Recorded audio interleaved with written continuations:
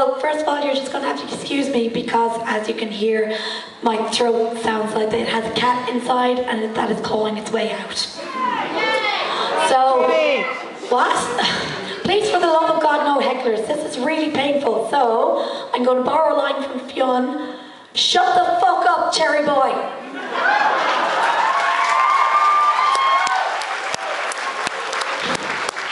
So it's kind of amusing actually that I sound like I'm dying at this time because as opposed to last year when I actually was dying. Yeah, it's a very death scene skit performances this year. But 2 weeks before last year's Nom-Con, I had a pulmonary embolism. It sounds like a fancy word for a heart attack, and I have to say, it feels an awful lot like a heart attack too. So, you know that joke that you sometimes see in sitcoms when somebody will go, quick, what's the number from 911?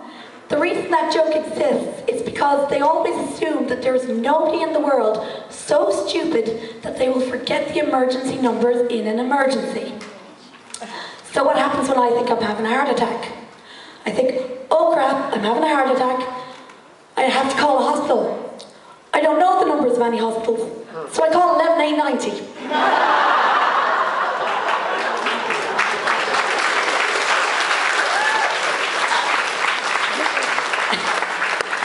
So, okay, the Indian woman on the other end goes, hello, 11890, how may I help you? And I said to her, I think I'm having a heart attack. I need to get to Beaumont Hospital. And she goes, well, would you like me to send you the number, or would you like me to patch you through? Patch me through, please. Okay, so she patches me through to Beaumont Hospital anyway, and call, and the other woman goes, hello? And I say, I think I'm having a heart attack, I need an ambulance. And she goes, we don't have any ambulances. So what do I do? Call a taxi. And then she hung up. So I called 11890 again. And okay, hello, 11890, how may I help you? It's me again, I'm still having a heart attack. I need a taxi company in Dublin 3. They go, there are no taxi companies in Dublin 3. Which of course there is, that's bullshit, but I said, I need a taxi like now, please help me for the love of God.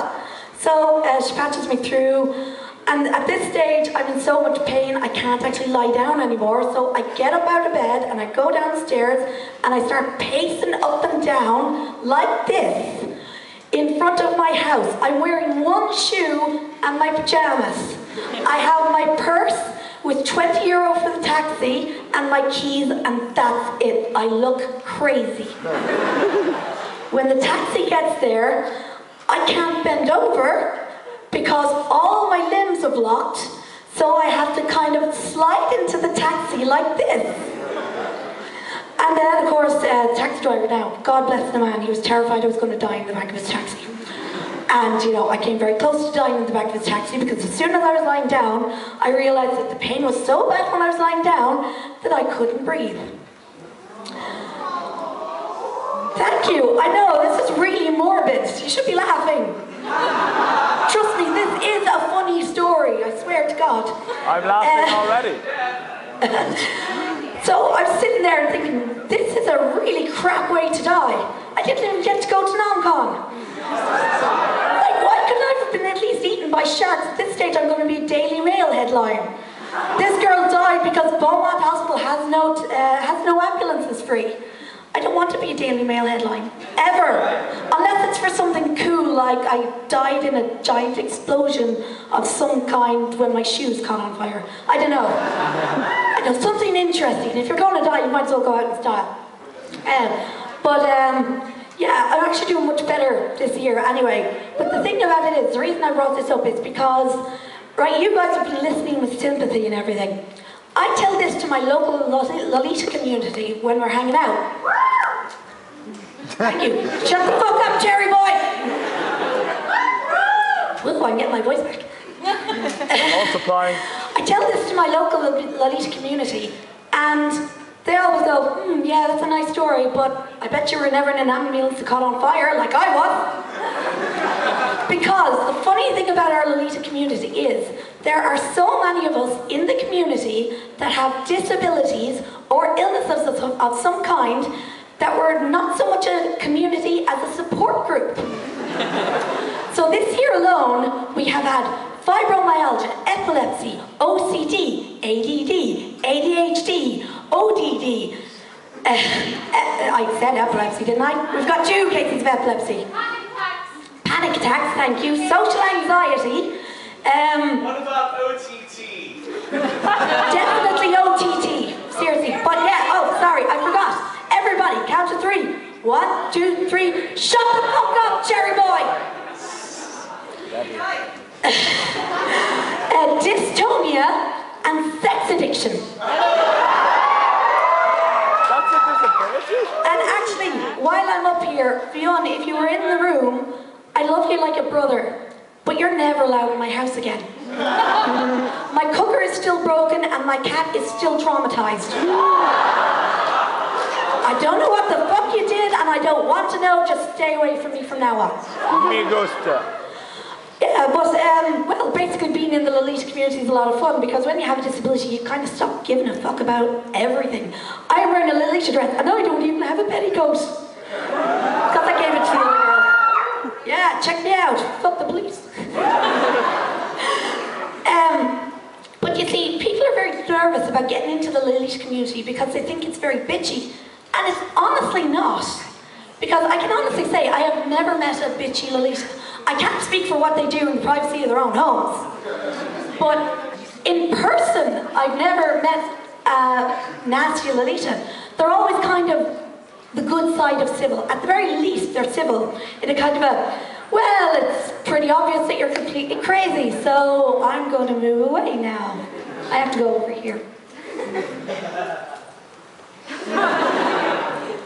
Or they get really friendly with you. It's like, hey, I know somebody has the same dress, so I bought the same wig as you, and I bought the same makeup as you, so we can be like twins. Forever. Jess, you are a creepy, creepy bitch. As are Kira and Kay, I'm sorry, but that fashion show yesterday terrified the shit out of me. You should not be in that much sync, guys. Just no.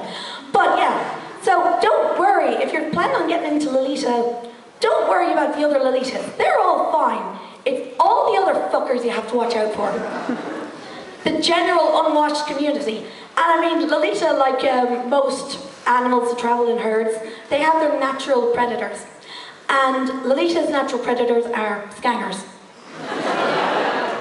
So you kind of have to know what to do when you're confronted by scangers. But the great thing is I'm about 99% scanger myself, and I have a lot of scanger friends. And they always kind of, whenever they see you, they're so amazed by the way they look that they have to either think of something witty to say to you, or they have to throw something. Which makes it great when you ride a bike in Lolita, as I do, because they'll be sitting on street corners, scratching their arses, and I go by with them, straw hat, beautiful dress, on my bike, and I fly past them, and they can't think of anything to say, so they just go, Mary Poppins! And of course I'm trying to buy, sorry guys, can't hear you. One 12-year-old boy actually specially went into a shop and shoplifted 6 eggs so he could throw them at me, but I was travelling too fast for him to get me.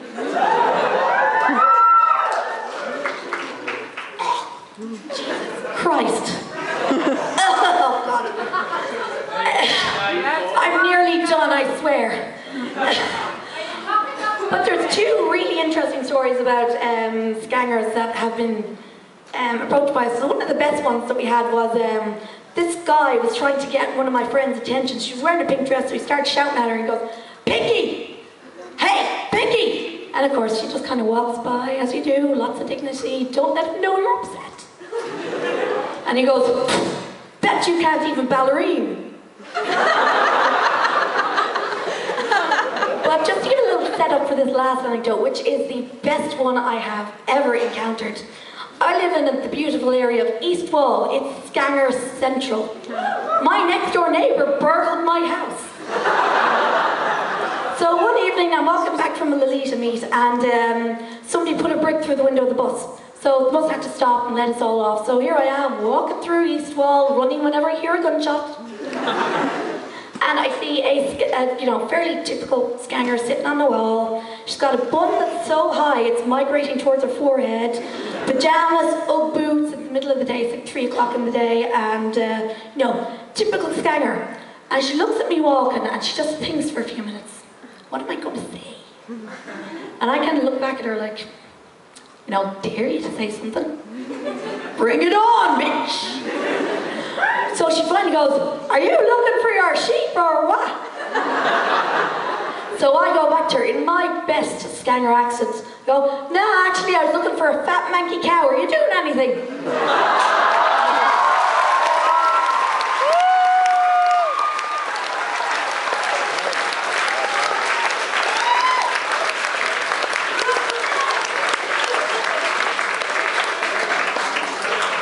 Better.